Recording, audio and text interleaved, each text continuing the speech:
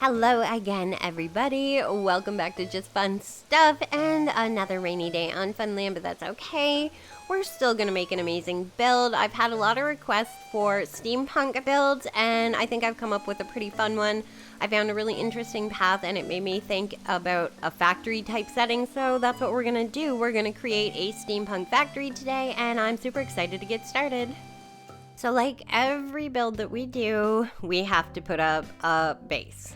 I shouldn't say every build. Most builds, we need to put up a base, but obviously since we're putting up a factory, it needs to be tall. So I need it to be at least 3 layers, so that's what we're doing. So we'll have the bottom, the middle, the top, and I'm gonna be using the medieval building sides kind of turned around because they make a really neat flat surface area and it creates like that factory front.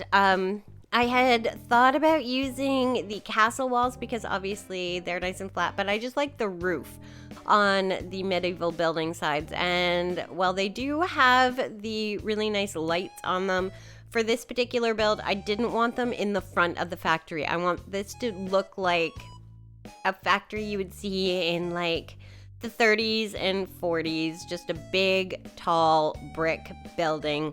I had this custom from a while ago for these old windows. I think they're actually for a bookstore, but I just loved the look of them for an old factory style window, so I just added a few. It just gave it a little something extra.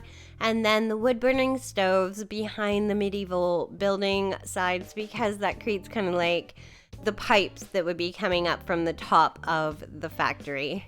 So the stoves are in place and layer 1 is complete. So basically for the actual building or the factory, it's kind of wash, rinse, repeat.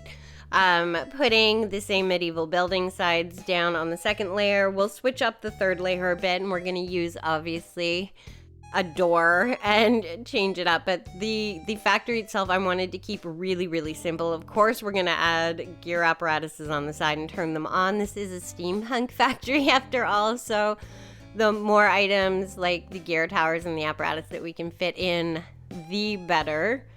The fun idea with this factory is once I got it done, like the main part, I haven't put down obviously the third layer, but once I saw it, I thought how cute would it be to have like the interior of the factory as well. So while Poppy was knocking down some of the sides for creating the front, I thought I'd go ahead and create the base for the inside of the factory. So basically I want to create a top level of a wall and then wall it out on the inside and create the factory floor. Obviously I'm just using the solid wood path for that because what is more perfect for a old school like 30s 40s factory floor other than the wood?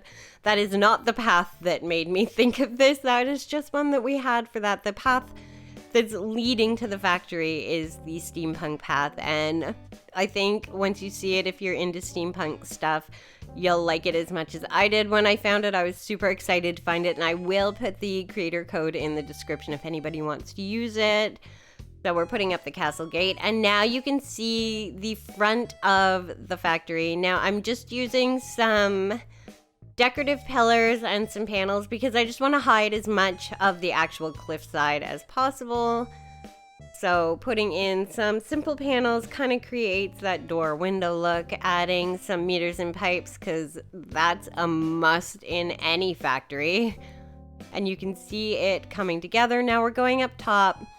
And this is where I finally got to use the castle walls, and I was super excited about that because I spent a lot of bells at Harv's Island, turning them from old and ruined to this lovely red brick. So I wanted to use them in some way, and I thought using them for the top layer of the interior of the factory was perfect. And now at this point, it's just playing the puzzle game because we don't want too many gaps between the walls and the actual giant factory build. Now there will be a little space because I couldn't fit another wall in, but as you can see, when Poppy goes down and pans up, you really can't see it because that gear apparatus is there, so I was happy with that.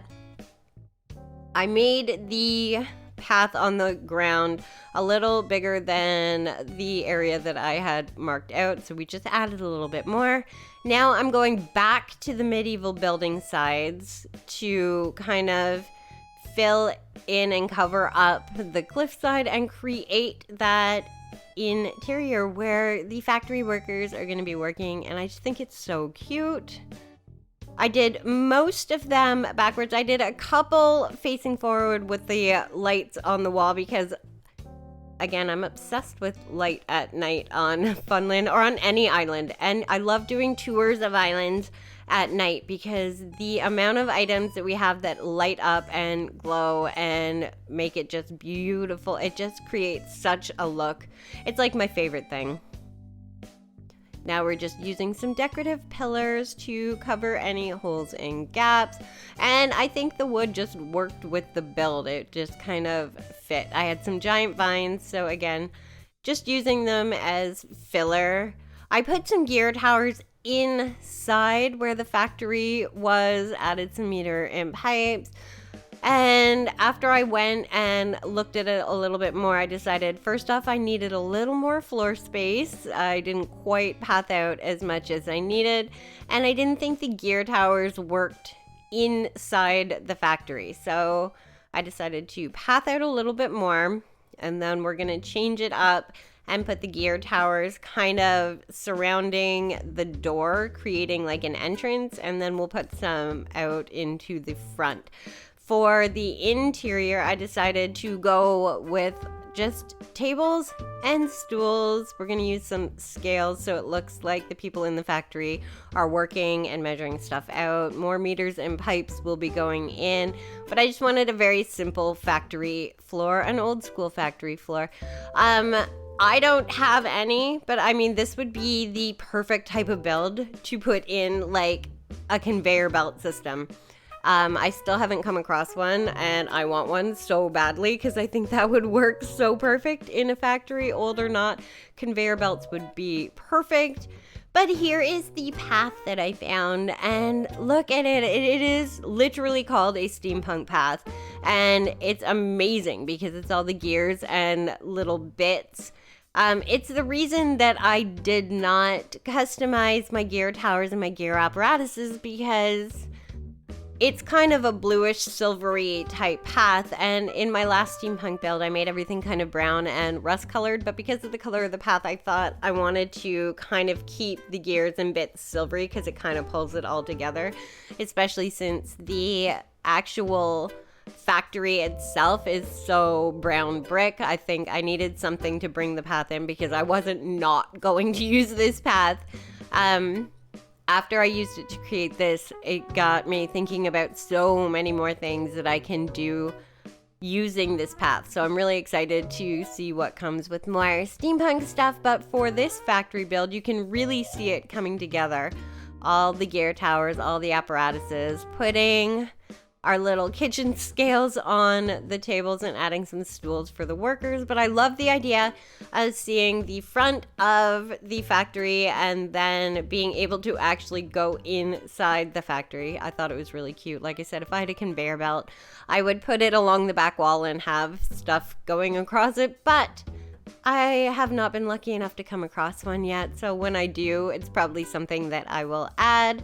You can see more gear towers went up, and I'm putting in more street lamps. I already used some of the curved street lamps. I've used some of the street lamps with the nice big glass domes on them. But as much light as I can put in as possible, I wanted to add. I had some bushes in my pockets, so I was just trying to use them and get them out. I mean, that's not typically something you'd see in a steampunk build, but I just needed the pocket space, and why not add a tiny bit of greenery? Now I'm going back to the path just because I wanted to create a base. I wanted to put a shed up for the factory, I guess, where the workers could come out and get stuff if they need it or come and sit on a break. Now, I was thinking, and I don't know if the game has one. If it does, let me know. But like a steel lunch pail would have been so cute to set up like a worker break room and have the steel lunch pail like they would have in like the 30s and 40s. If they do have one, I don't have one, or I've never seen one, but I thought that would be so cute. A picnic basket just wasn't gonna cut it for this particular build. Putting in some fence behind the shed just to kind of create its own little area. Then we're gonna go ahead and put up, we're done. I thought there was more fencing to put up, but we are going to go ahead and finish. As you can see, the entire factory front is done. You can walk along to the side doors. You can go inside the factory and see where the work is being done. That amazing path is there. We've got the shed for the workers to sit and relax or get what they need. All of the parts are moving. It is like the perfect old school steampunk factory. Like I said, for the path, I will put the creator code in the description. I hope you guys really enjoyed this video. If you did, leave a thumbs up. Don't forget to subscribe. And I'm definitely going to be back with more Animal Crossing videos.